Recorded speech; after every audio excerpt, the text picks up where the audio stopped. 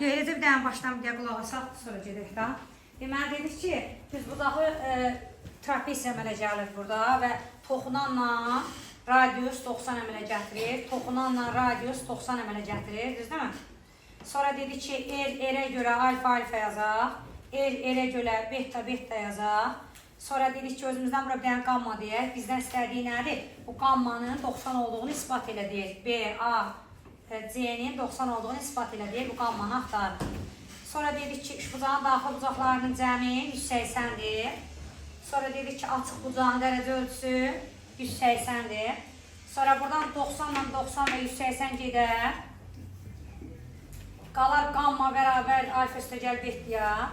Qamma alfa ilə betanın cəminə bərabərdirsə, burada alfa ilə betanın tulliyum yazım qamma üstəgələk qamma. Bir qamma özündəndir, bir alfa ilə betanın tulliyum qamma yazmışam. Cəm 180-dirsə, qamma bərabərdir nəyə? 90-a. Bizdən də qammanın 90-a bərabər olduğunu ispat elədik. Başa düşdük? Yaxşı, deməli, nədən istifadə elədim? Bir açıq bucağın dərəcə ölçüsü 180-dir, üç bucağın daxil bucaqların cəmi 180-dir, toxunanla radius 90 dərəcə bucağı əmələ gətirir, qutardır.